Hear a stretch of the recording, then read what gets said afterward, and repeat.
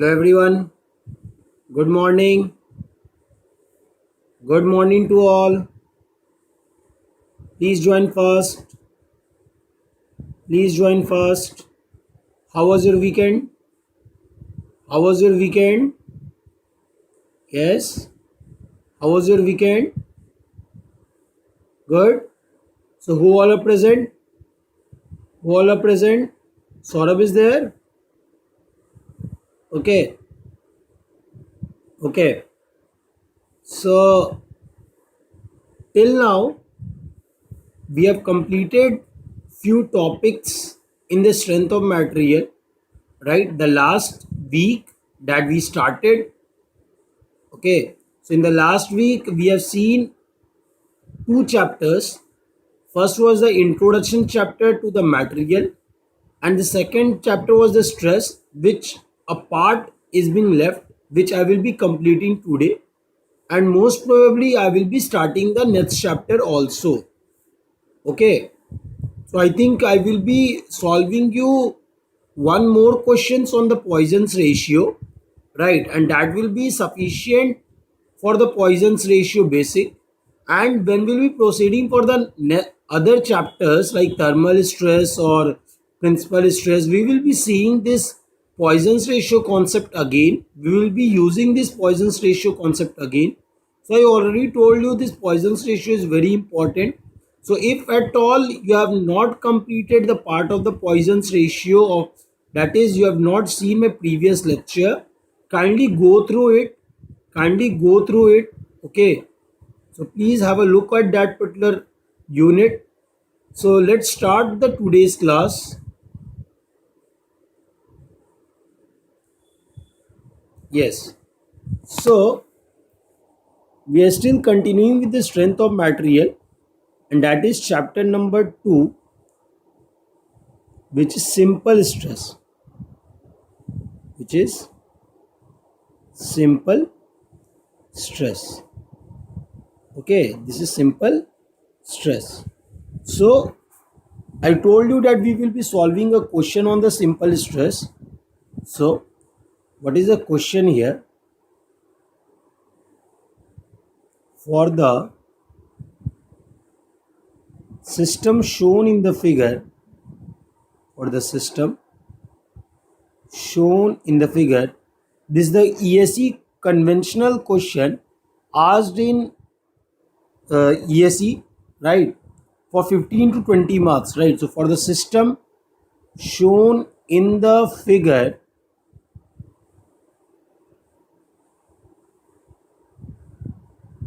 determine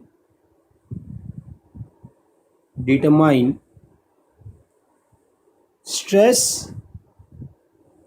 First part is stress in x direction. Okay, this is the first part. Second, strain in x direction. And third is your volumetric strain. Third is your volumetric strain. So when I take when I draw the diagram,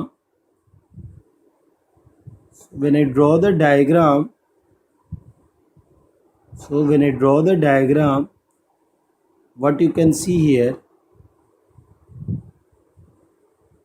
see this.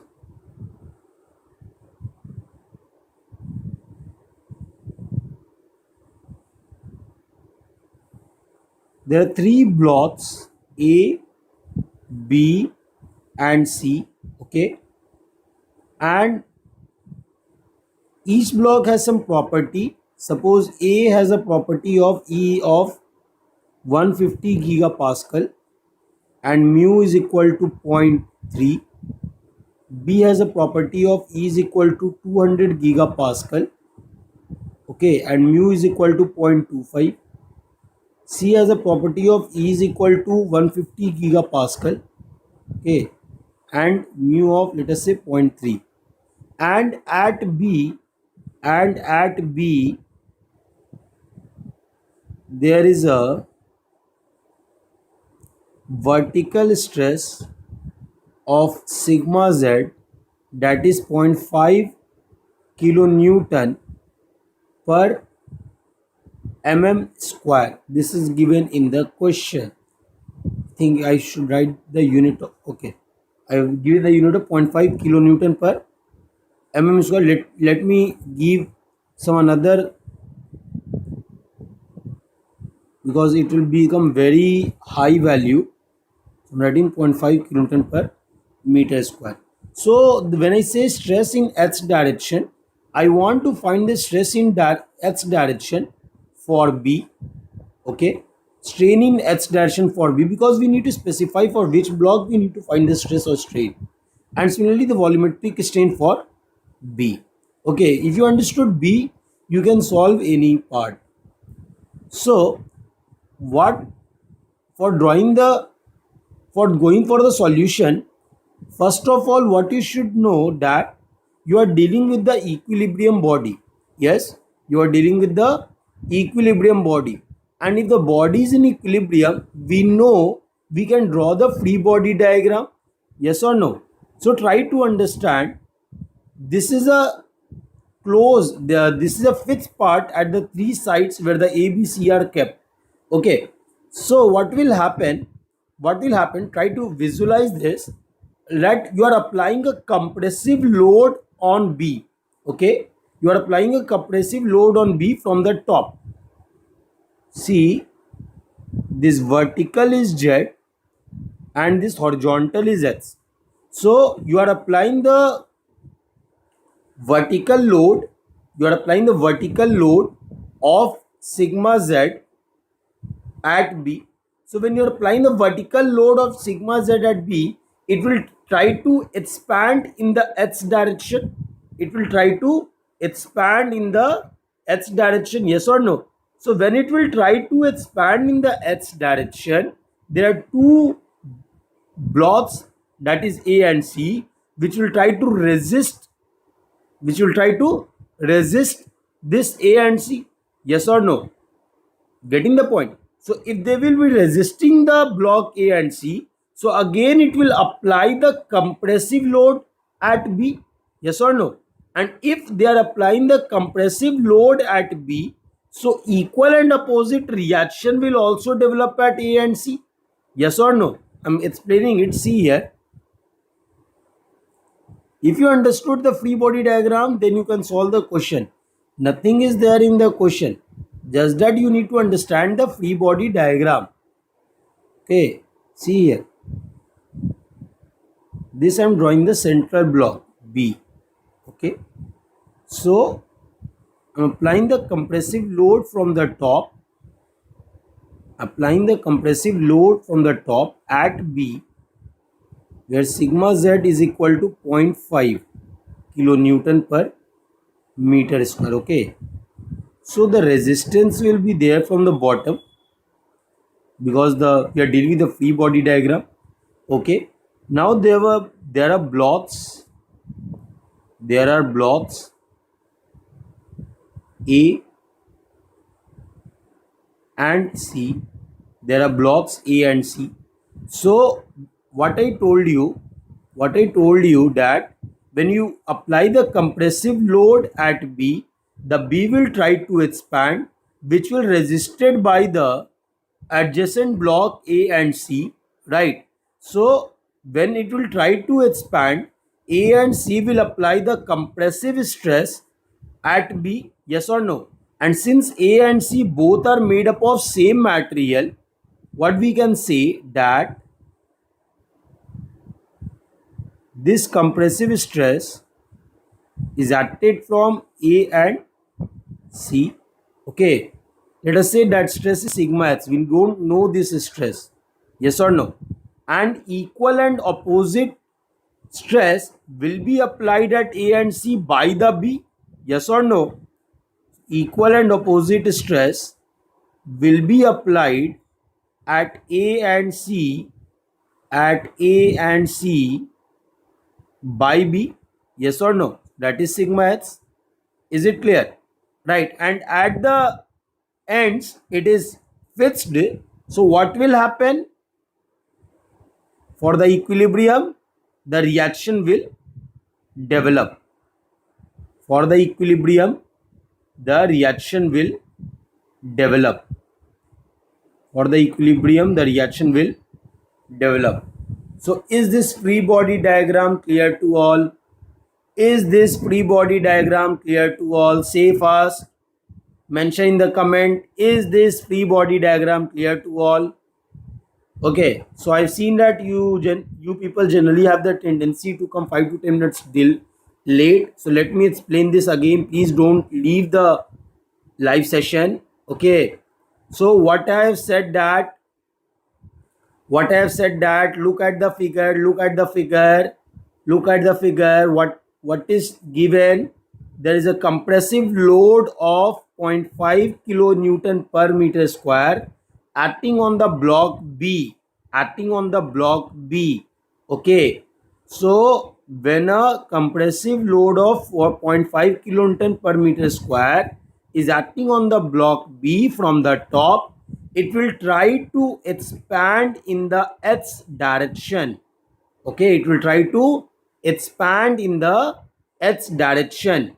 When it will try to expand in the x direction, this expansion will be resisted by the blocks A and C, which are adjacent to B. Yes or no? Now, when this expansion is resisted, then obviously to resist the expansion, compressive stress will be applied at B by A and C. Yes or no? Yes or no? Compressive load will be applied at B by A and C. Yes. So that compressive stress I am writing as sigma x.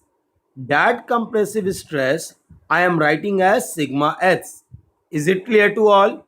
Now what I said, that each force has equal and opposite reaction. So if A and C apply the stress of sigma x, on B, then B also apply the opposite stress of sigma x on A and C. Yes, is it clear? Now what I am saying, since the ends are fixed where A and C are there, then opposite reaction will be developed. Is it clear to all?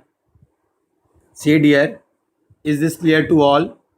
Yes, yes, yes. Any doubt? Please mention the comment. If it's clear, we will moving. If it's clear, we have to move forward for the next step. Is it clear to all? Sure.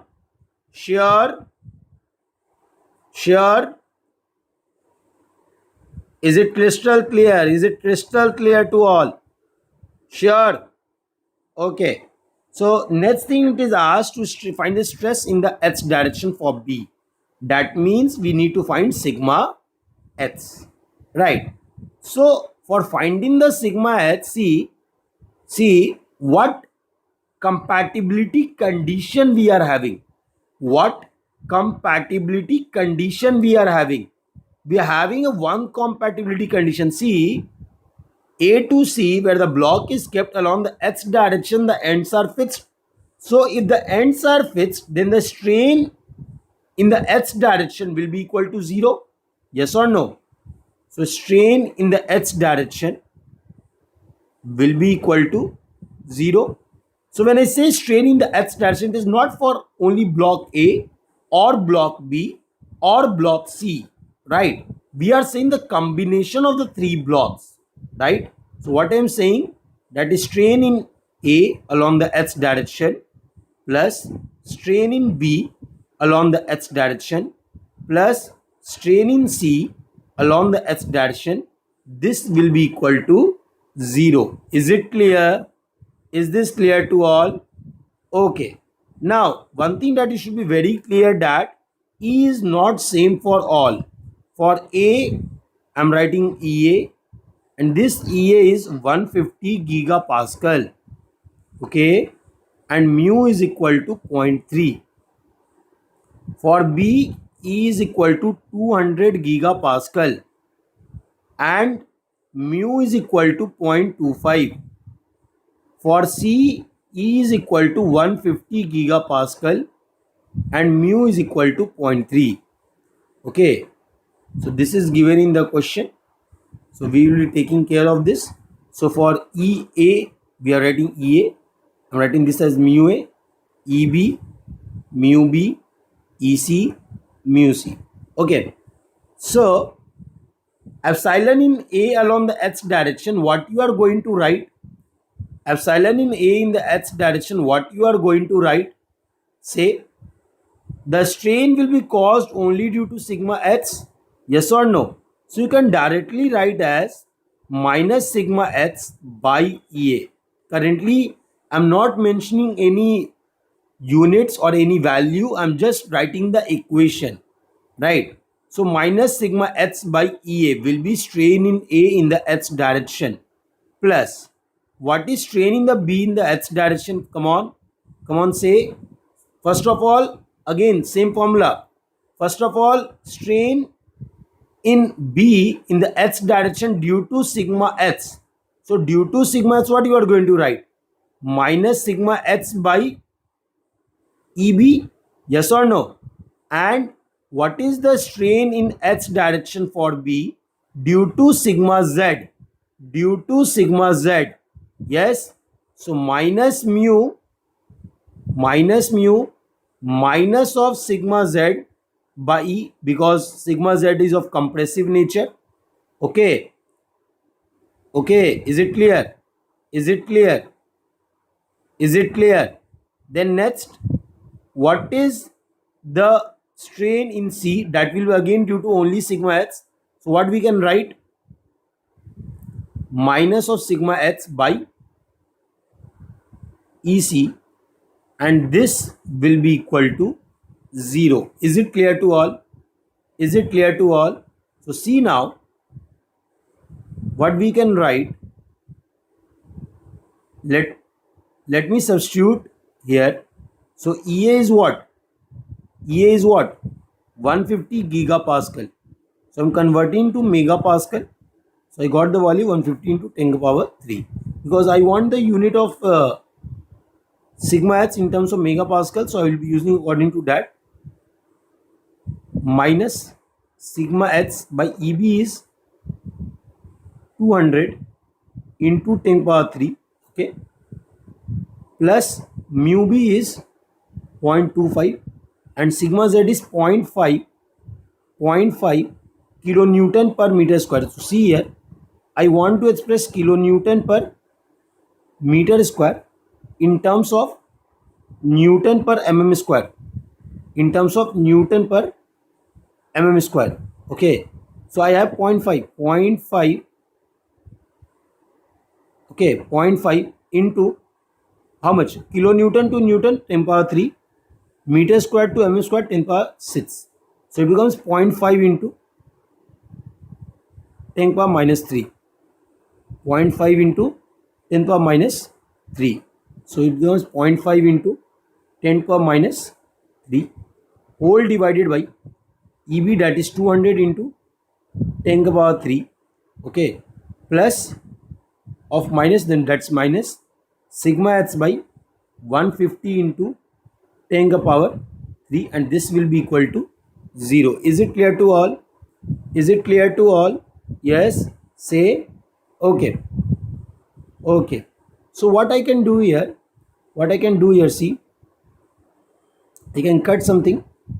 I can directly cut 10 power 3, 10 power 3, 10 power 3, 10 power 3. Okay.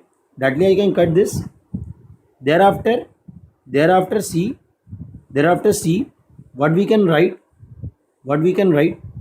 Sigma h, 2 times sigma h by 150 plus sigma h by 200.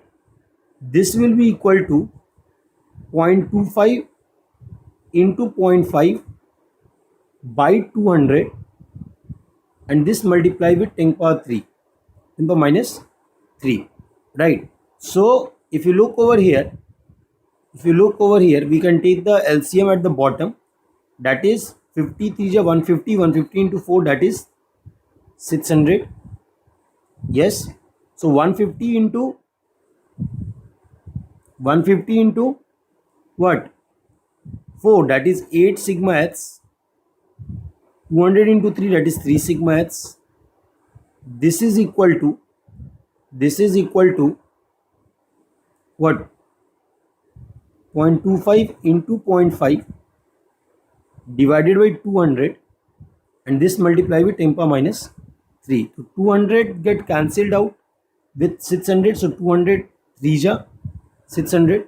So from here I can see the value of sigma h, that is 3 into 0.25 into 0.5 divided by 11, and this multiply with 10 power minus 3, and the unit that you are going to get is Newton per mm square.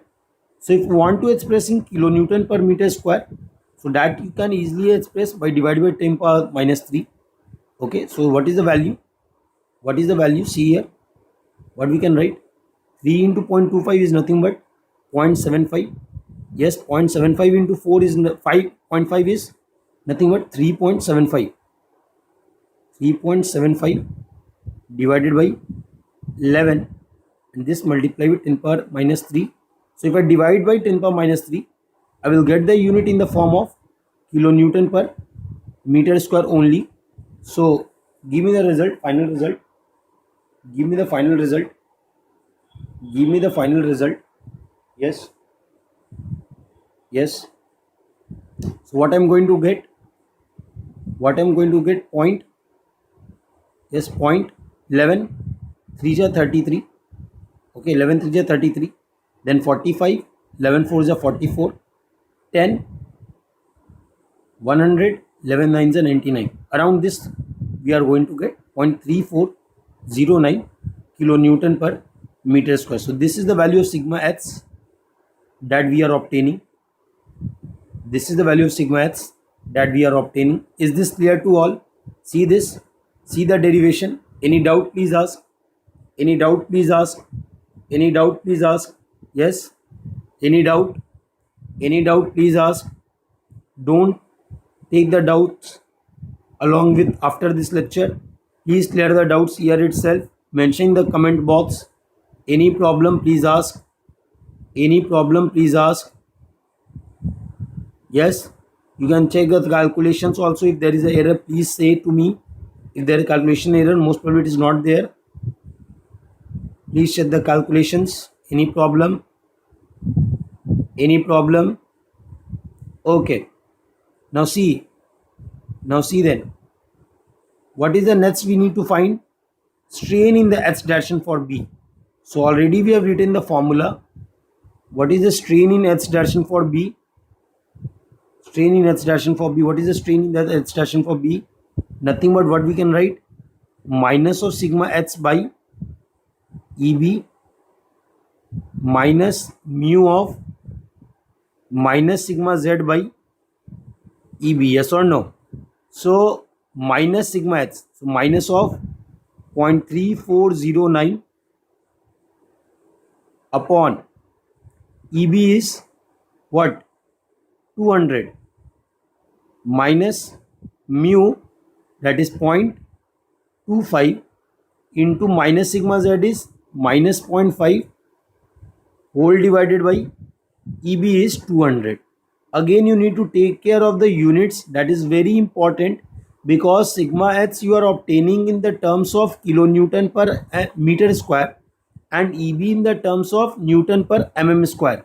Okay, so either you convert sigma h in terms of Newton per mm square, or you convert EB in terms of kilonewton per meter square. This is very important. Okay, so what we know, if the top it is kilonewton per meter square, okay, and if we multiply this with 10 power minus 3, so it will become in the form of Newton per mm square. Yes or no? And bottom also it is Newton per mm square. So this Newton per mm square get cancelled out. Getting the point? So what I'm going to do, I'm going to multiply the entire term with 10 to the power minus 3. Is it clear? Yes. Is this clear to all? So see now. So see now here. So it will become minus 0.3409, okay, plus 0.25 into 0.5, that is 0.125 divided by 200, and this multiply with 10 power minus 3. So what is the value that you are going to get? What is the value that you are going to 9? This is 1. Okay, then 10 954, then 3 3 2 1, then 3 1 2. So that is 0.2141 minus divided by 2, and this multiply with 10 power minus 5. So that is equal to minus 0.10705 into 10 to the power minus 5. Okay, that we can write as minus 1.07 into 10 power minus 6. See, I don't want to use calculators generally, right? I prefer to solve with my own brain, whatever small brain I'm having, because the reason of this is, see, in the most of the exams what we see that we don't have the calculator, and if we have a tendency of using each and every questions, we have so a tendency to solve each and every questions with the calculator, it will become very difficult in these exams, right? So that's why I always prefer to solve the questions manually rather than using the calculator, that you can understand. Okay, is it clear? Okay, so now see, so we have got strain in the H. Okay, next we have what is there said to find the volumetric strain. Volumetric strain. So what is volumetric strain? Nothing but what we can write, that formula, sigma H plus sigma Y plus sigma Z by EB, and this multiply with 1 minus 2 mu of B. So what is sigma H? Sigma H is compressive of minus 0.3409, 0.3409. Okay, what is sigma Y? Nothing but 0. What? Because no stress in the y direction. What is sigma Z? That is minus of 0.5. Okay, what is EB? That is 200. Okay, that is 200, and into 10 power 3, this is in the, oh, just a minute, EB you have written as 200. Okay, EB you have written as 200, that is in Newton per gigapascal, right? So first of all we need to convert in the Newton per mm square here itself. So that's what I missed here. So into 10 power 3, so it becomes what, 10 to the power minus 8, and this also 10 power what, 10 power minus 9. Okay, please correct, you missed that part, because gigapascal it is given, okay. So 210 power 3, this is in Newton per mm square right now. If I need to convert in kilonewton per meter square, so I need to multiply this with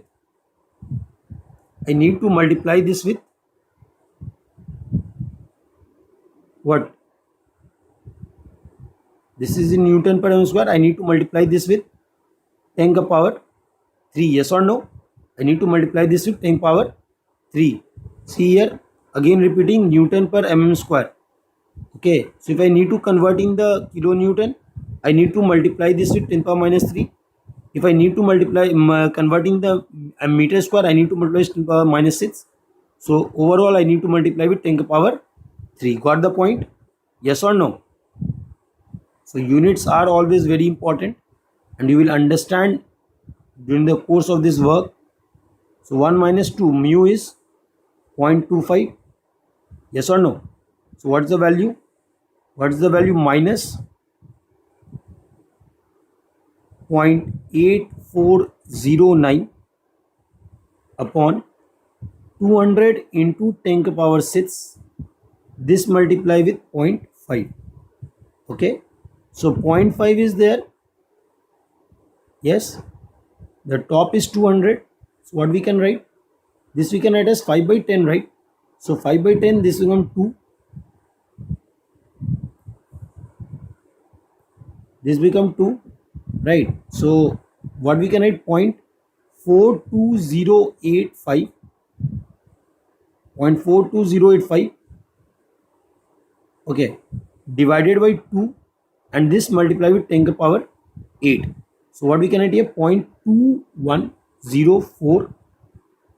Okay, and this multiply with 10 power minus 8. So final volume that you are going to get is minus of 2.104 into 10 to the power minus 9. So this is the strain in the volume that you are going to obtain. Is it clear? Right? Is it clear to all? Say here. Yes. Is this clear to all? Sure? Sure? Yes. So that is the strain in the volume that you have obtained. Okay. Okay. So any doubt? Any doubt? Please check. Any doubt? Please check. Any doubt? Please check. Right. So in the first itself, what we have done? See, we have find the strain in the x direction. So for finding the strain in the x direction, what we have seen that we will be using the compatibility condition for strain in the h is equal to 0. We got the value of sigma h. Then for finding the strain in h for B, we have used the formula, and while using the formula, again one thing that we need to be very careful is the unit. If you are wrong with your units, it's very difficult to solve the question, right? So you need to be very proper with your units. Then we have find the volumetric strain again with the formula. Okay, so in this question, actually the main purpose is the units that you are writing, that should be written very properly. Okay, so please have a look again. Any problem, please ask. Any problem, please ask. Okay. See then.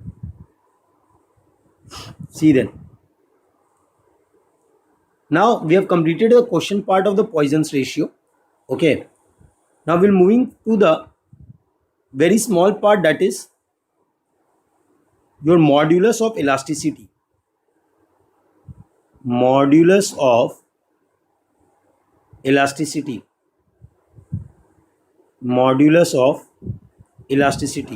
So can anyone tell me how many modulus of elasticity we are having?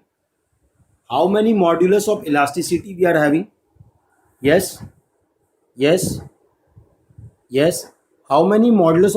we are having?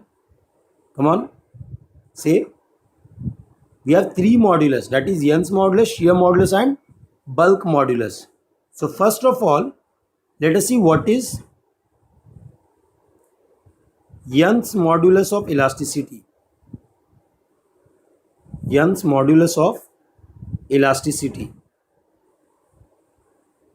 What is the Young's modulus of elasticity? So see here. Suppose we have a bar.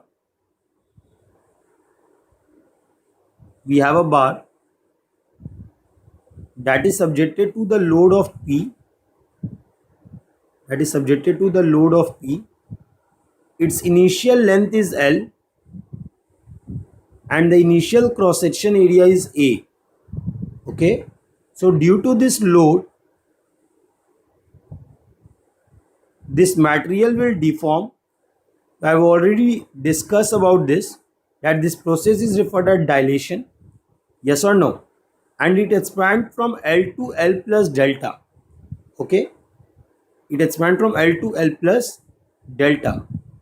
Okay, so this Young's modulus of elasticity, that is E, this is defined as linear stress upon linear strain.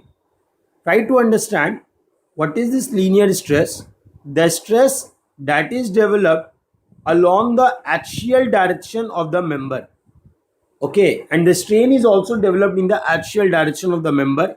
Then only I can use this E concept. Okay, so what is the linear stress? So we know that the linear stress is what?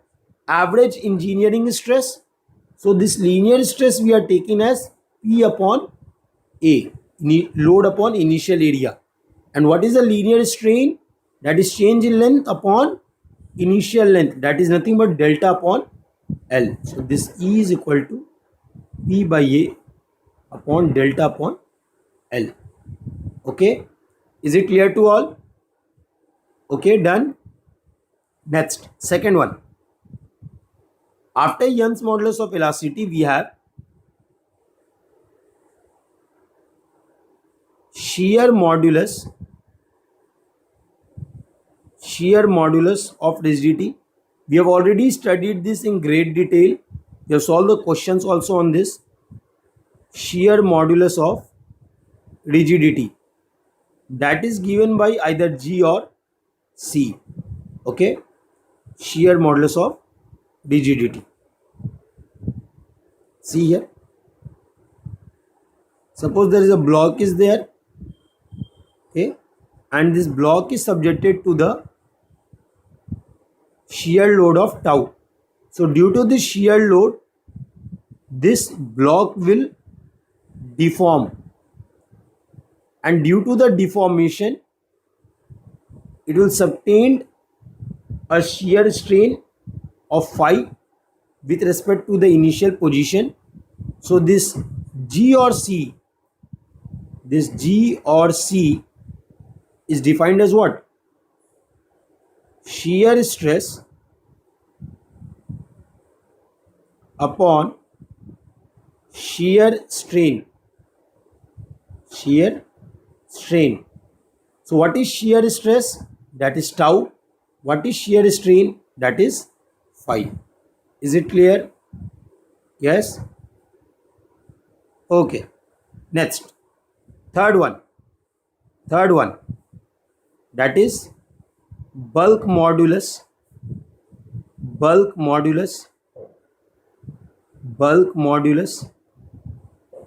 that is given by K. Okay, bulk modulus that is given by K. So what is bulk modulus? Try to understand. Suppose this is a body, okay, and this body is subjected to the outside pressure of P. So due to this outside pressure of P, what will happen? If the initial volume is V, so it will try to expand because it is deformable body. So it will try to expand, and on the expansion, let us say the volume becomes V to V plus del V. On the expansion, let us say the volume becomes V to V plus del V. Is it clear? So this K value is defined as your volumetric stress. K value is defined as volumetric stress upon volumetric strain. So what is volumetric stress? Nothing but P. Yes. What is volumetric strain? That is change in volume upon initial volume. So that we can write as delta V by V. Is it clear? So this is the definition for K. Right? So these are the three modulus of elasticity. These are the three modulus of elasticity. Now, in the exams, they ask you what about the relations between elastic constants, that is E.g. K and mu. E.g. K and mu. They ask you the relation between these elastic constants, that is E.g. K and mu. Okay, so I'm just giving you those relation. So can anyone tell me one relation between E, G and mu? Yes, E is equal to 2G 1 plus mu. Good. E is equal to 2G 1 plus mu. Yes, yes. Can anyone tell me the relation between E, K, mu? Come on fast. Can anyone tell me the relation between E, K and mu? Can anyone tell me the relation between E, K and mu? Yes, yes. Can anyone tell me the relation between E, K and mu? Fast. Tell me what is the relation between E, K, mu?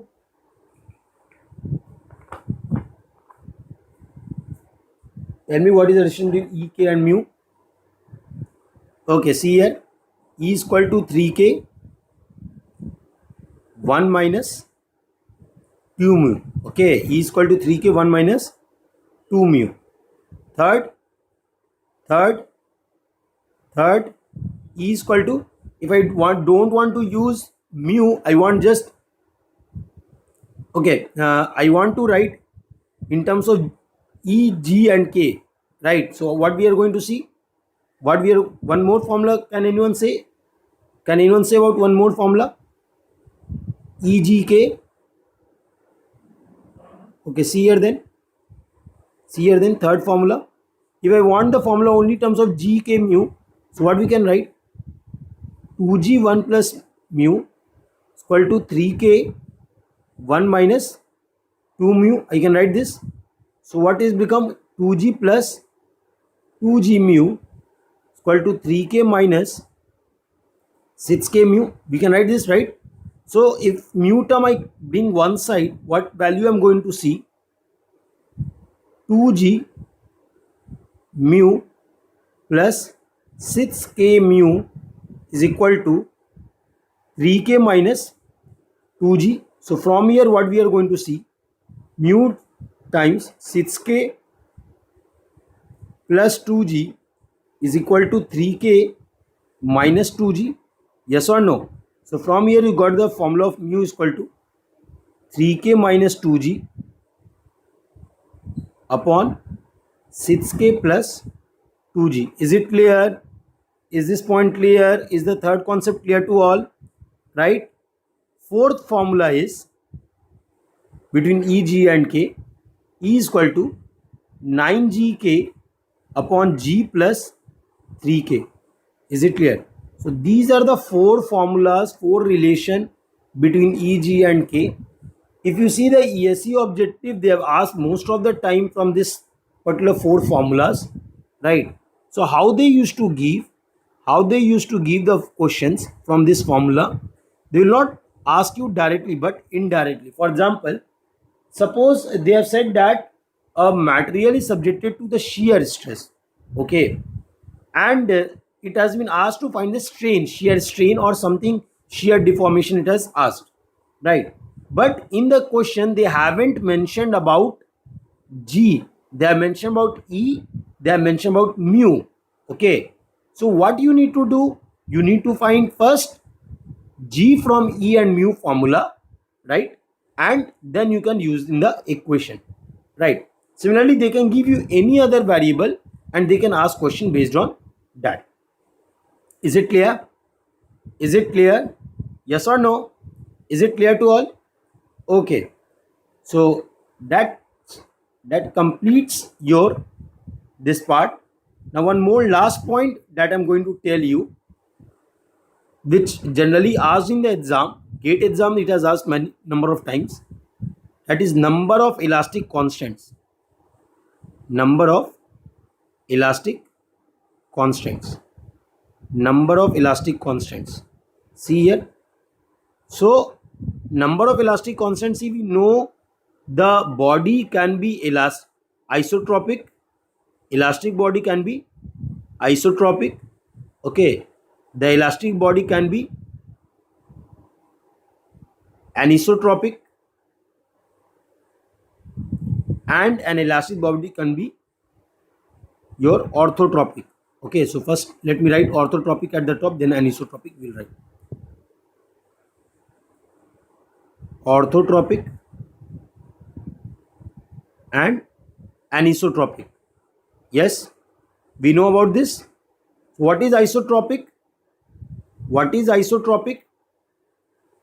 It is a material in which isotropic is a material in which at any point within the body, in all the direction, the material elastic property will be same. At a particular point within the body, in all the direction, material elastic property will be same. That is isotropic. What is orthotropic? At one point within the body, in three mutually perpendicular direction, the elastic properties are different. Yes or no? And anisotropic, at any particular point in all the direction, the property is different. Yes or no? So that is anisotropic. So for number of elastic constant for isotropic is 2, orthotropic it's 9, and anisotropic is 21.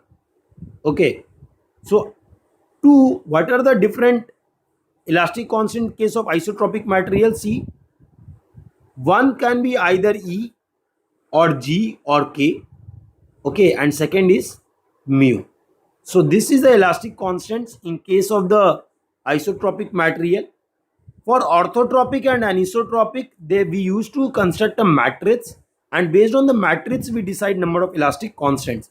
So for when you go for higher studies, you will study this in more detail, right? But till now for the objective this is sufficient.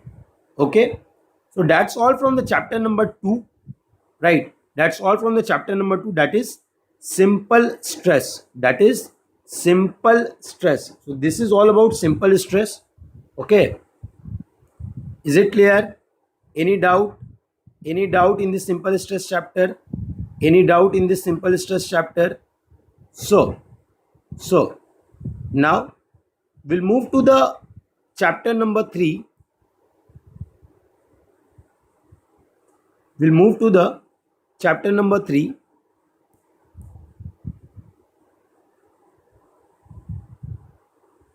Chapter number 3,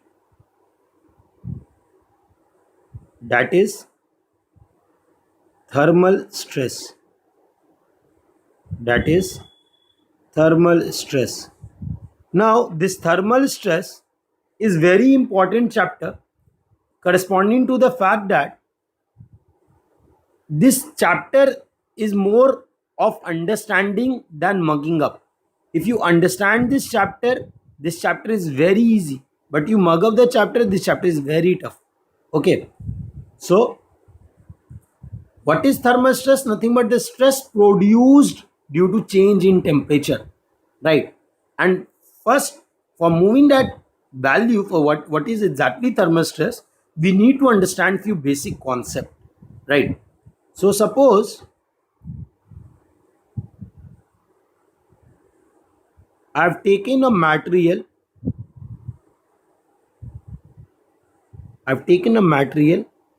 This material has a length of L. Okay, and it is subjected to the change in temperature of delta T. Delta T, I am saying change in temperature. Delta T is what? Delta T is what? Change in temperature.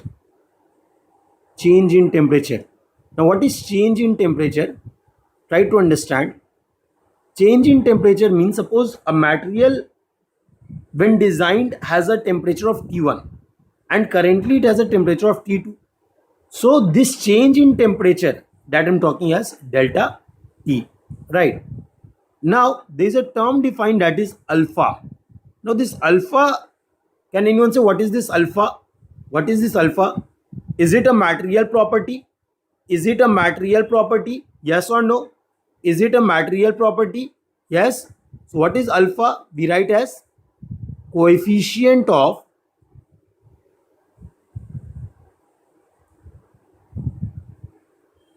coefficient of thermal expansion. Alpha is coefficient of thermal expansion, right? It is a material property. It is a material property defined for a particular material. Is a material property. And what is the definition? What is the definition of alpha? See, it is thermal strain. It is defined as thermal strain per unit change in temperature. Per unit change in temperature. Per unit change in temperature. So, thermal strain I am writing as epsilon T. Change in temperature is I am writing as delta T. Okay. So, from here, alpha is equal to what is thermal strain? I am writing change in length, that is delta, upon initial length, that is L, upon delta T. So, from here, we can write the deformation, that is delta, as L alpha delta T. Delta is equal to L alpha delta T. Is it clear? Is it clear? Right. So this alpha for certain materials are defined. This alpha for certain materials are defined like aluminium, brass, copper, mild steel. Okay, aluminium, brass, copper, mild steel. Right. So mild steel, most of you know, most probably 12 into 10 power minus 6 per degree centigrade. Copper, it is 15 into 10 power minus 6 per degree centigrade. It is a rough data. Right. Brass, it is 19 into 10 power minus 6 per degree centigrade. Aluminium, it is around 24 into 10 power minus 6 per degree centigrade. Okay. So you can remember these value. You can remember these value how A, B, C, M, right? And down it is 12. You need to remember this 12. And if I add plus 3, I will reach plus 15. If I add plus 4, I will reach 19. If I add plus 5, I will reach 24. So this is the order in which I am saying alpha for aluminium, brass, copper and mild steel. Right? You can remember this value. You can remember this value. Yes? Any doubt? Any doubt what is alpha? How we write the equation delta is equal to L alpha delta T? Yes? Any doubt in this part? Any doubt in this part? Any doubt in this part? What is alpha? Okay. So next is thermal strain. Next is thermal strain. Thermal strain, that is given by epsilon T. Okay. So what is epsilon T? Nothing but you already discussed, that is change in length upon initial length. Upon initial length. It is change in length upon initial length. Yes or no? So if I take a bar where one end is fixed and other is free, have a length of L, okay, subjected to the temperature rise of delta T, okay, and coefficient of thermal expansion is alpha. So what will happen? It will try to expand, and this, let us say it expand by delta. Okay. So what is change in length? Nothing but delta. What is initial length? Nothing but L. Right. So this is your epsilon T. Is it clear? Now coming to the next very important topic, that is what is thermal stress. Thermal stress. Okay. Thermal stress. So please don't do anything now, because if you don't understand this part, it will be very difficult to solve the questions further. Right. So what is thermal stress? Try to understand. Why the stress is generated? Why the stress is generated? In order to resist the externally applied load. That's what we have learned till now. Okay, that means we have studied that stress is the resistance, right? And that resistance can be developed only when the external load is acting, that we have seen till now. Okay, now try to understand, that was a mechanical stress because we are applying the load from the external due to which the resistance is there. But in the thermal stress, I'm not talking about the external load. I am talking about the change in temperature due to which either expansion or contraction may be there, right? So suppose a expansion of the material has to occur.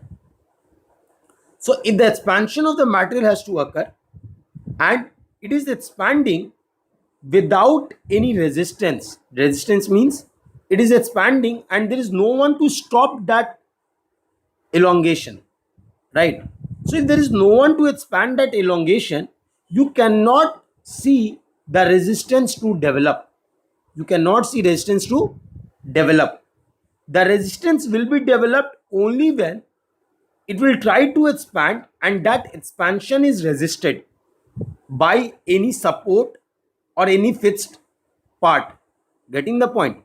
So this thermal stress that we are talking about can be developed in the body only when this thermal stress can be developed only when the externally up the expansion or contraction is resisted. Getting the point? So what I'm saying about the thermal stress, it is the stress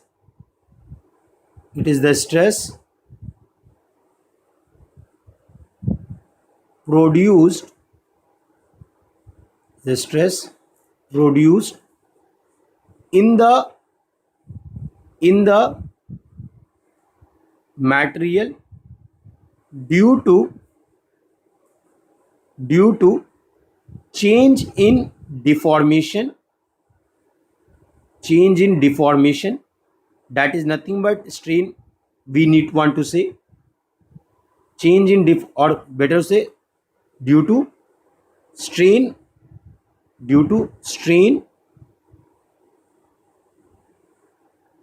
restricted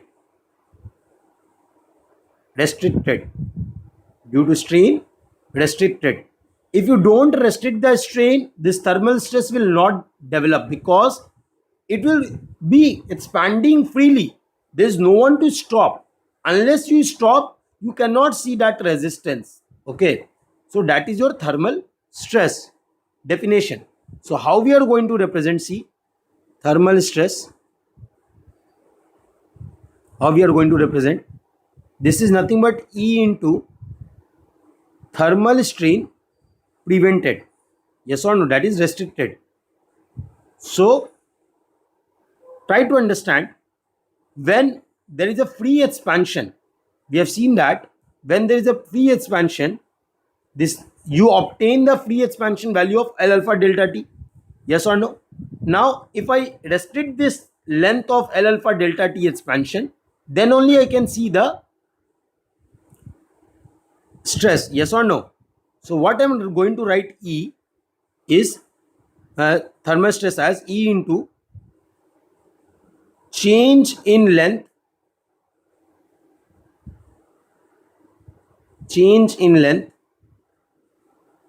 prevented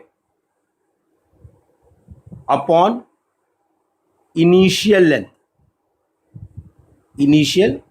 length. Change in length prevented upon initial length. So what is the change in length prevented here? Change in length, suppose the maximum expansion or contraction which a material can undergo is L alpha delta T. Okay, this is the maximum expansion which a material can withstand. What I'm writing, maximum expansion a bar can withstand is L alpha delta T. Okay, this is the maximum expansion. Now if I allow this L alpha delta T, will there be any stress? Will there be any stress? No, there will no thermal stress, right? The thermal stress can develop only when I don't allow the bar to expand by L alpha delta T, right? If I don't allow the bar to expand by L alpha delta T, then only the thermal stress is going to develop. So suppose this L alpha delta T I'm not expanding, but I'm allowing the expansion till a particular point. So till that particular point, you cannot observe any thermal stress. Yes, after that point of expansion, what you can see, after that point of expansion, what you can see that the thermal stress can develop, right? So what I'm doing, I'm subtracting L alpha delta T with the free expansion, and this upon initial length. Getting the point? So I'm going to explain this with a diagram itself, with one small questions only. See here, for example, if I say that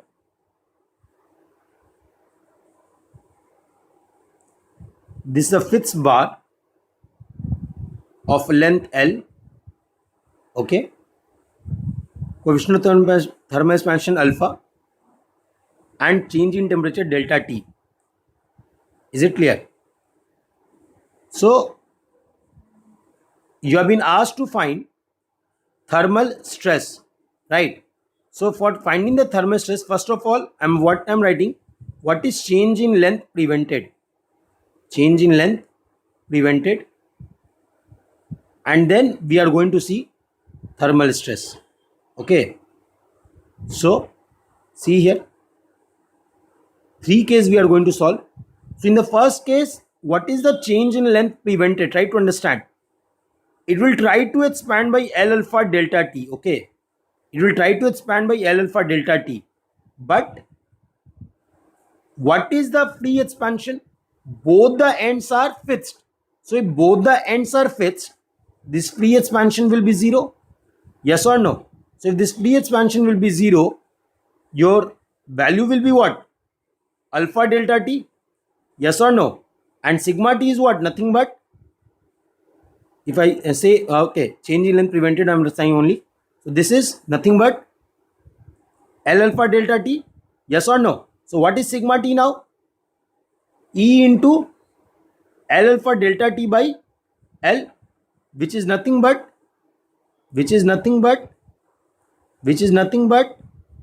E alpha delta T. Is it clear? Is it clear? This becomes very important formula we'll use in the objective. E alpha delta T. Okay. Now suppose again I'm taking the same bar.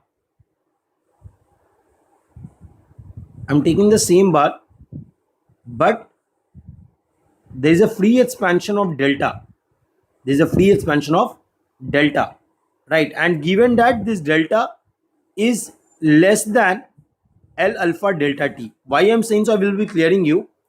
See, if the length is L, right, and it will try to expand by L alpha delta T, right, and any stoppage is at a distance that is greater than L alpha delta T, then you cannot see any resistance. Yes or no? If that free expansion is less than L alpha delta T, then only you can see the restriction is there, right? So what is the change in length prevented? That is L alpha delta T minus delta. Is it clear? So what is thermal stress? That is equal to E into L alpha delta T minus delta upon L. Is it clear? Is it clear? Right? See the next. I am saying that it is a free bar. That means one end is free. Right? So if one end is free, what is the change in length prevented? Try to understand. The maximum deformation can be L alpha delta T. Yes. And what is a free expansion? Is there any restriction? No, there is no restriction. What is free expansion? Nothing but L alpha delta T. And that is nothing but equal to 0. So what is thermal stress? That will be also equal to 0. Got the point? Yes or no? So I hope you understood what is thermal stress, how thermal stress is generated. Yes, I hope you understood what is thermal stress, how it is generated. So see here what I said. It is the stress produced in the material due to strain which is restricted. Due to strain which is restricted, right? So this thermal stress that you are talking about is I'm writing as E into strain which is prevented. If the strain is not prevented, it is a free expansion. And when there is a free expansion, you cannot resist that expansion. Getting the point, name itself, it is clear, right? So unless and until you stop the expansion or contraction, you cannot see the thermal stress. You cannot see the thermal stress. Is it clear? So maximum expansion which a material can have is L alpha delta T. Yes. So if I don't allow the material to expand by L alpha delta T, if I restrict the part of the expansion, then that particular part of the expansion which I have restricted can cause the thermal stress. Yes or no? That's what we have learned till now. Okay. So in case of free, my one end is free, what we can see that thermal stress is equal to 0. For free expansion, thermal stress is 0. Okay. Now one more thing that we are going to look, what is the nature of thermal stress.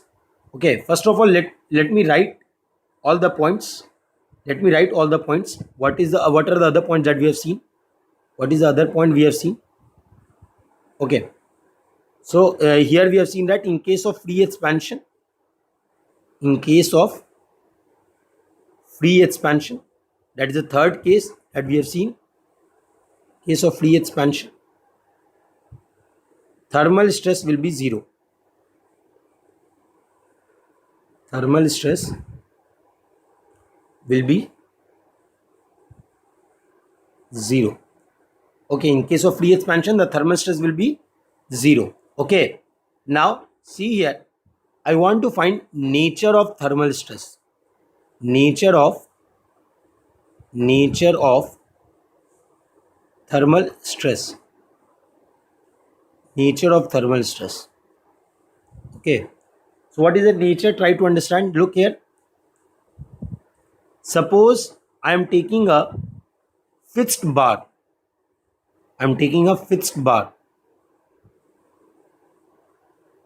Okay, I'm taking a fixed bar of length L, alpha, and subjected to the temperature rise of delta T. So try to understand. Due to this temperature rise of delta T, what will happen? This particular bar will try to expand, and if this particular bar will try to expand, then the support will resist this expansion by applying a compressive load from the ends. Yes or no? And this compressive load is nothing but your thermal stress that is developed in order to resist this expansion. Getting the point? So what is the nature of the thermal stress over here? What we can say that due to rise in temperature,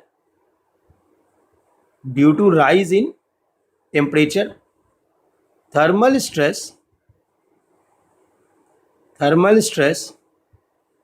is compressive in nature. Got the point? Yes or no? Is it clear? Now look, next part.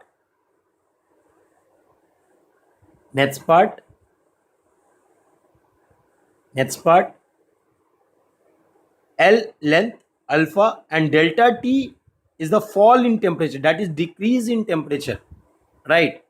Decrease in temperature means, suppose the matter is casted at 30 degrees centigrade and currently the surrounding temperature is 15 degrees centigrade.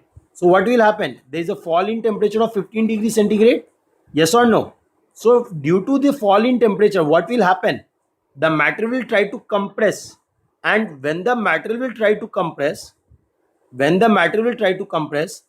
what will happen from the ends? The ends will apply the tensile loading,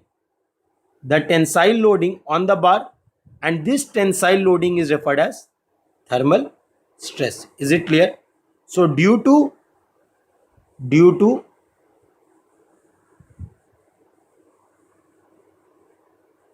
fall in temperature, thermal stress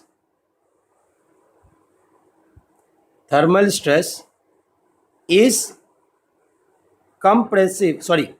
is tensile in nature. I hope it is clear. Yes, I hope it is clear what is the nature of thermal stress. Okay, now see here. Again, let me repeat first what I am saying, that nature of thermal stress, that due to rise in temperature, what will happen? The material will try to expand. Okay, and in order to resist this expansion, the ends will apply the compressive loading, and this compressive loading is nothing but referred as thermal stress. Okay. Similarly, next, if I see the fall in temperature, what we have seen, that due to fall in temperature, the material will try to compress. So to resist this compression, the tensile loading can be observed at the ends. Okay, and this tensile loading is referred as thermal stress. Okay, so that is your nature of the thermal stress. Now see, the stress we are talking till now can be divided into two parts. One is your mechanical stress,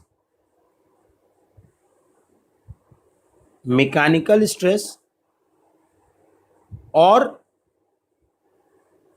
primary stress,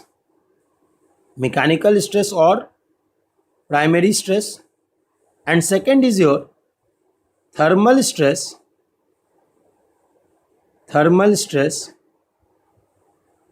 or secondary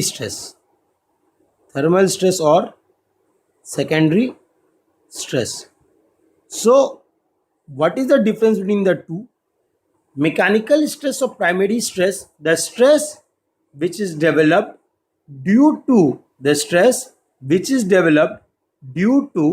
externally applied load.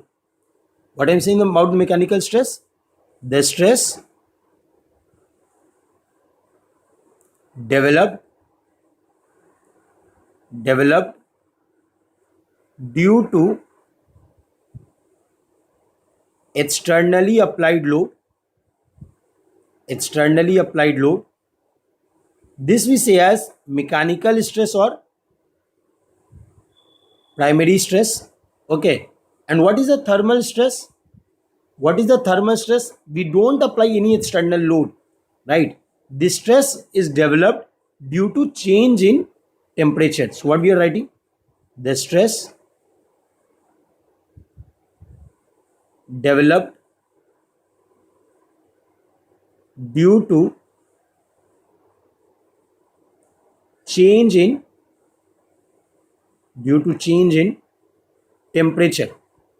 Okay, so this becomes a thermal stress or secondary stress. Got the point? So I hope what is thermal stress, what is its nature, how is it different for mechanical or primary stress, everything is cleared. Yes, please have a look. Any doubt?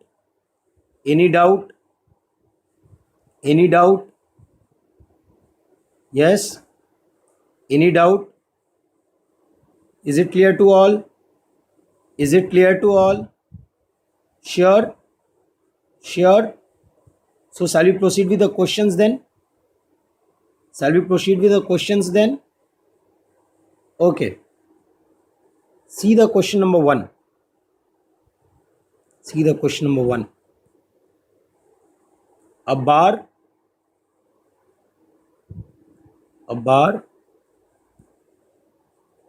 of length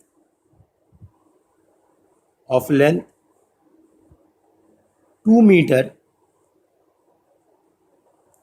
with alpha equal to 10 into 10 to the power minus 6 per degree centigrade, having E is equal to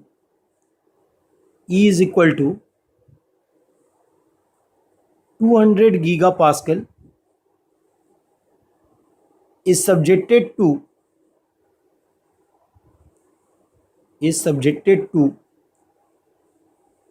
temperature rise of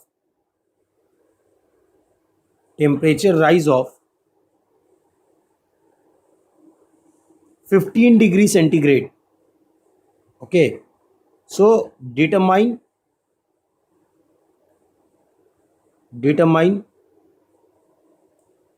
thermal stress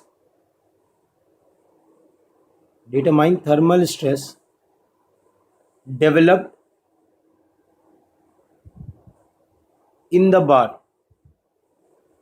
Determine the thermal stress developed in the bar. And it is mentioned that in the diagram the bar is fixed. The bar is shown as fixed. The length is 2 meter. Okay. L, then alpha is given to you. Temperature rise is there and E is there. Okay. Come on fast. Give me the result. Give me the value. What is the value? Fast. Give me the value. We already seen the formula that if the ends are fixed, then thermal strain is nothing but E alpha delta T. Come on, write fast. What is thermal stress? Write fast. What is thermal stress? Don't use calculator. Solve on your own. Don't use calculator. Yes. What is sigma T? We write this as E alpha delta T. Is what? 200 gigapascal. Converting the megapascal. 10 power 3. Alpha is 10 into 10 power minus 6. Delta T is 15. Okay. So what are the terms that get cancelled out? 10 power 5 can you see here? And this is also 10 power minus 5. So this get cancelled out. So your answer is 30 megapascal. So very simple, right? It's very simple, right? Provided you know how to solve, then only it is simple. Is it clear? Everyone got the answer 30 megapascal. Everyone got the answer 30 megapascal. Yes? Everyone got the answer 30 megapascal. Sure. Okay. Now in the same question, I am writing the second part. If in the above question,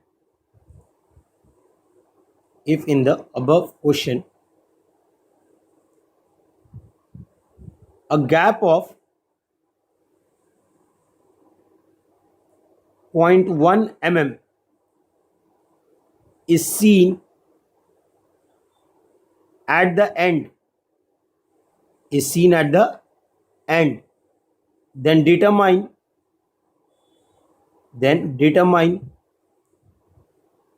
thermal stress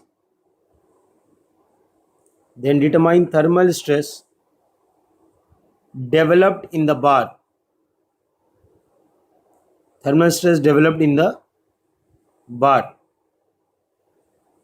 ठीक है. So see here,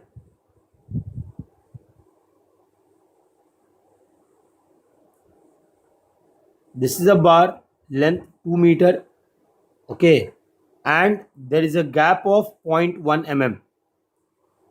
Okay, so this is the question. So I want you to solve fast. Please solve fast. Please solve fast. I already explained you how to solve. I've already explained how to solve. Please try to solve on your own. Please try to solve on your own.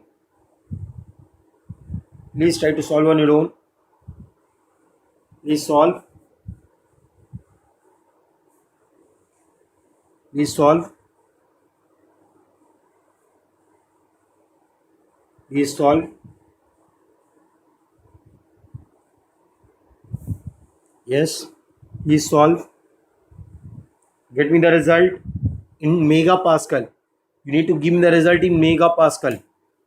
What is the answer you are getting? What is the answer you are getting? I'm giving you the options also.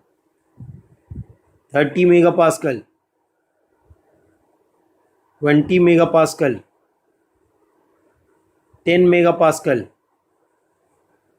or D 0. Which of the four is correct? First, A, B, C, or D. A, B, C, or D. Which of the following are correct? Which of the following are correct? First, get the value. Get the value. Don't use calculator. No need of calculator. No need of calculator. You can solve on your own directly. You can solve on your own directly. No need of calculator. No need of calculator. Okay, see here then. What I said, thermal is your thermal stress is what? Thermal strain prevented. Thermal strain prevented upon into multiply with E, right? So what we are writing, E into L alpha delta T minus free expansion, and this divided by L. So E we are writing as 200 gigapascal. So that is megapascal in terms of megapascal into 10 power 3. Okay. L is 2 meter and expansion is in mm. Length is in length is in meter and the expansion is in mm. So what you can do, you can convert length into mm. So 2 into 10 power 3. Alpha is 10 into 10 power minus 6 and delta T is 15 minus free expansion, that is 0.1 mm, upon 2 into 10 power 3. So this is the value we are getting. So you can simplify this. You can simplify this how? See, 10 power 3, 10 power 4. So you can see 15 into 2, 30. 30 into 10 power minus 4 into, okay, so the value that you are going to get here is 0.3. Yes, minus 0.1 by 2. 10 power 3, 10 power 3 already cancelled out. So I should not write this 10 power 3 at the bottom. Okay. So what value we are getting over here is, nothing but 200 into 0.2 by 2. That is nothing but value is 20 megapascal. Right. So this value you are obtaining, that is 20 megapascal. See, this much calculation I am doing for you. Right. You can solve it very easily on your own. So that is your first question. Okay. Now let us look at the second question here. Question number 2. Let us look at the second question. What does the second question say? That a bar of length L and cross section area A is attached to a spring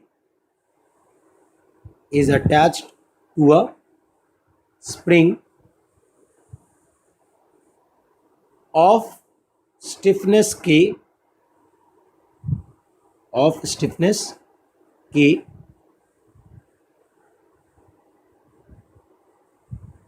as shown in the figure. figure. If due to rise in temperature, if due to rise in temperature, the bar expands such that L alpha delta T is greater than delta spring, then determine what? Then determine thermal stress,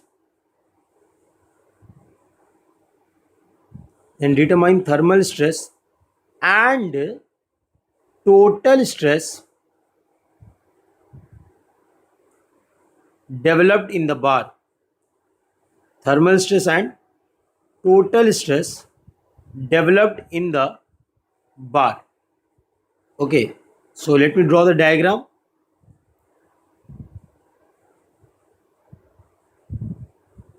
This is the bar of length L and cross section area A. It is attached to a spring of stiffness K. Stiffness of the spring is K, right? So this is given to you in the question. Okay, is it clear? So can anyone visualize the working of this particular structure when it is subjected to the rise in temperature of delta T? Yes, can you visualize this? See how it is going to work. That it will try to expand by L alpha delta T, and when the bar will expand by L alpha delta T, what will happen? That the spring is going to compress, but spring can compress only by delta spring. Yes, if the spring can compress only by delta spring and the bar want to expand more than delta spring, then what you can see the resistance. That is the external resistance that is developed in the bar due to the restriction posed by the spring, as the spring cannot compress further. So due to this restriction, the thermal stress is going to develop in the bar. Is it clear? Repeating once more, try to understand what I am saying, that due to the rise in temperature, the bar will try to expand, right? And when the bar will try to expand, it will also compress the spring. And when it compresses the spring, the spring can maximum compress by delta spring. Okay, after that point, spring cannot be compressed, but the bar will try to expand more than delta spring, due to which the thermal stress is going to develop in the bar.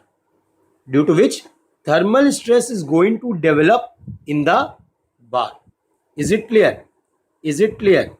So if I talk about thermal stress, so this thermal stress will be developed due to the restriction. So we are writing as E into epsilon T. Prevented, yes or no? That is nothing but E into L alpha delta T minus free expansion. This is only what we used to write upon L, right? So now what is the free expansion? Till the point the bar freely expand, that is the free expansion, and that point is nothing but delta spring, yes or no? That is delta spring, and this divided by length. Is it clear? So this is your thermal stress. Next, I want to find the total stress. So for the total stress, total stress is what? Nothing but combination of mechanical and thermal stress. So how the mechanical stress is going to develop on the bar? The mechanical stress will be developed due to spring, yes or no? So if I'm taking this as a bar, so this bar is subjected to the compressive load,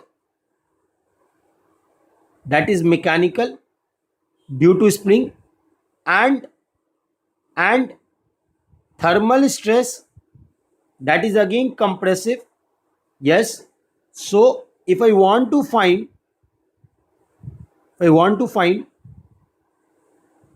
what? Sigma total.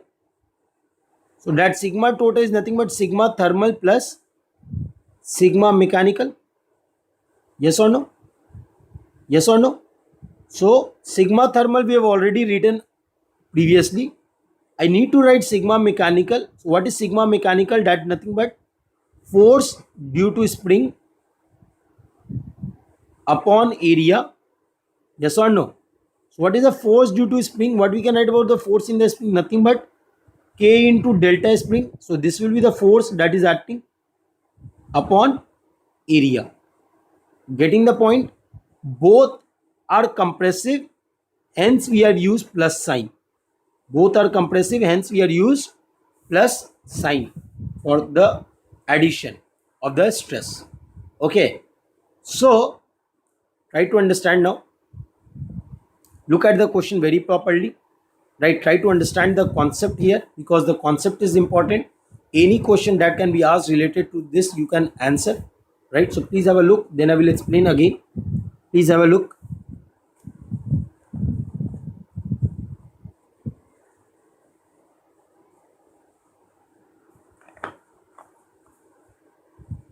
Yes, please have a look. See what I'm saying.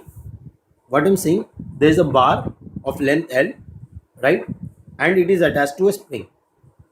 There is a temperature rise of delta T, and due to the temperature rise, what we have seen that the maximum compression in the spring, that is less than the L alpha delta T, right? So what I'm saying that the bar will try to expand by L alpha delta T, but the spring will not allow it to expand freely. Yes or no? So this restriction is going to create thermal stress in the bar. Is it clear? Secondly, when I need to find the total stress, when the spring get compressed, it will also apply compressive stress on the bar. So that is your mechanical stress, right? That is nothing but force spring upon area, and force spring nothing but K into delta spring. Got the point? Got the point? Yes or no? Okay. Let us look at the second formula then. Let us look at the third question. Third question. A fixed bar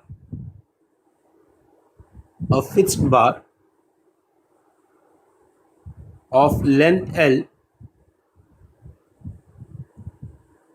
is subjected to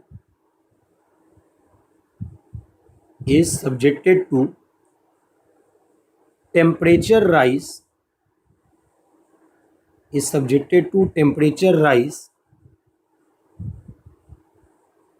such that it is 0 degree centigrade at A and T degree centigrade at B. Okay. And at any section X and at any section X from A, temperature change is given by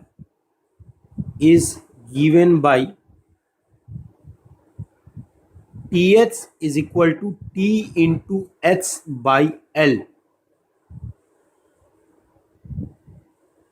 Then determine the thermal stress developed in the bar. Then determine the thermal stress developed in the bar. Yes. See here what is mentioned in the question. It is said that a fixed bar is there.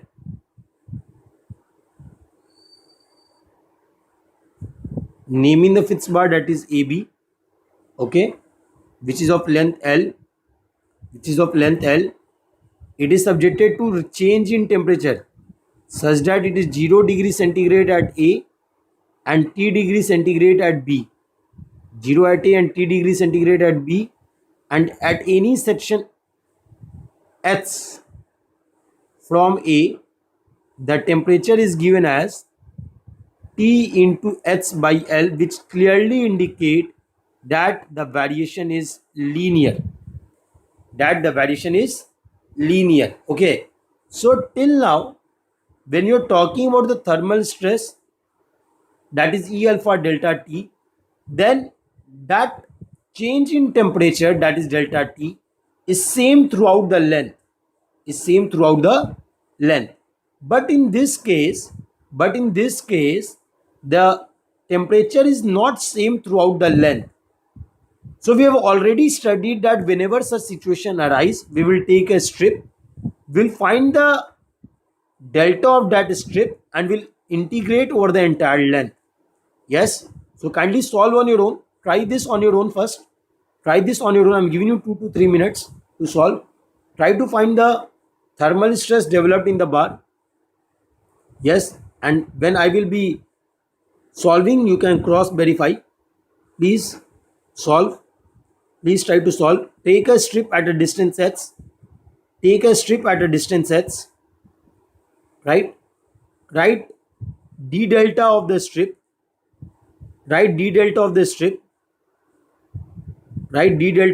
From there you can write the thermal stress developed in the strip, and you can integrate over the entire length. Come on, try on your own. Give me the final result. Fast. You should have pen and copy with you always when you are taking my SOM class. Not just sit and look. SOM class cannot be attended like that. Yes.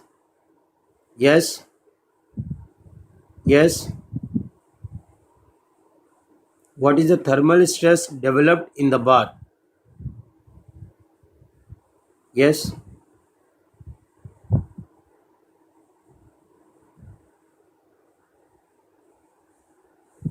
Come on, solve fast.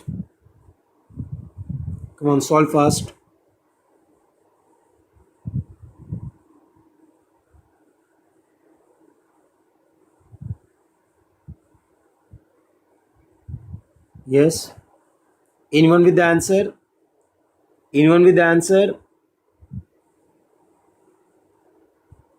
See here. What I said, I need to take a strip at a distance h of length dh. Okay.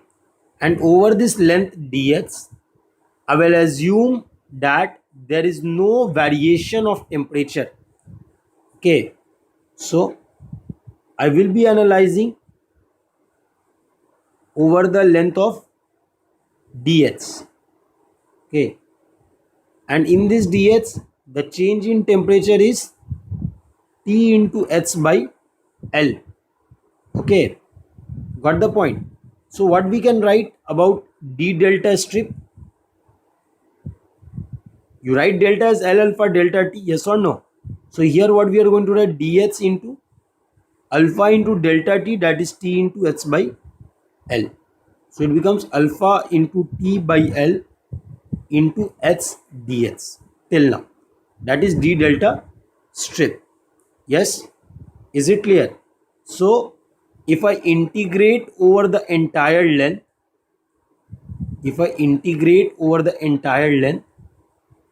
okay, so h varies from 0 to l and delta varies from 0 to delta. So it becomes delta is equal to, taking alpha t by l outside, what is integral h dx? Nothing but h square by 2, 0 to l. Yes or no? So what the value you are going to get? Alpha into t by l. H square is nothing but we get l square by 2. So 1 l cancelled out.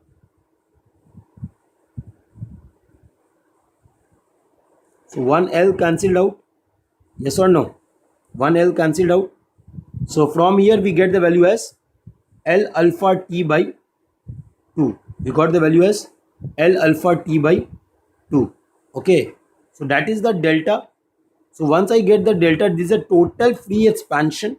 This is the total free expansion. That is the total maximum expansion that can be possible, right? So now I need to find thermal stress. So what is thermal stress? Nothing but E into epsilon T prevented. Yes or no? E into epsilon T prevented. So what is epsilon T prevented here? Nothing but, now free expansion is not, now maximum expansion not L alpha delta T, it is L alpha T by 2 minus what is free expansion? See, AB is fixed. So if AB is fixed, the free expansion will be 0. Yes, upon initial length, that is L. So the value that you are going to obtain, L cancelled out. You got the value as E alpha T by 2. So don't worry with the question. Whatever the question may be there, let it be. If your concepts are strong, the questions are of no weightage, right? Your concept should be very strong for solving any questions. Okay, your concept should be very strong for solving any of the question. So till now we have seen 3 questions, right? First part only we have seen 2 questions of the first part. First question we have seen 2 parts, right? Second, we have seen our spring is attached. Third, we have seen there is a variation in temperature. Okay, one more question we are going to see. Question number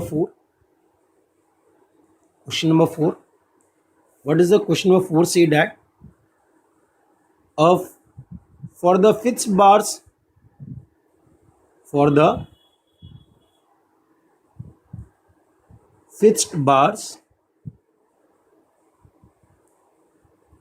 shown in the figure,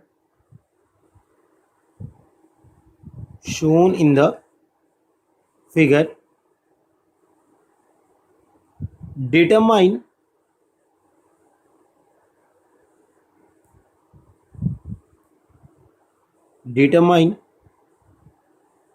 the ratio of thermal stresses in 1, 2 and 3 respectively. 1, 2 and 3 respectively. Okay, so what is given? This is the first diagram. Okay, it has a length L, alpha, there is a delta T rise, E is the Young's modulus. Okay, this is the first case. Second case, it is given that the length has become half, L changes to L by 2, alpha, delta T and E is same. Okay, and third case, the area is doubled. The cross section area is doubled, length remains same, alpha, delta T and E. So you need to find the ratio of the thermal stress developed in 1, 2 and 3. Can you solve? Can you solve? Yes. Please try. Please try. Please try this question. Please try this question on your own. Please try this question on your own. Yes. What is the ratio? I'm giving you 1 minute fast. Try to solve. It will not take more than 1 minute. It will not take more than 1 minute. Try to get the answer. Try to get the answer fast. Fast.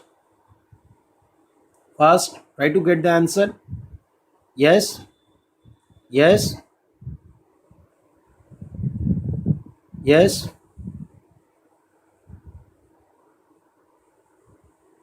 Try to get the answer fast. Okay, see here then. What we know, when the bar is fixed, the thermal stress is given by E alpha delta T. Yes or no? And all the three parts are subjected to same rising temperature, made up of same material.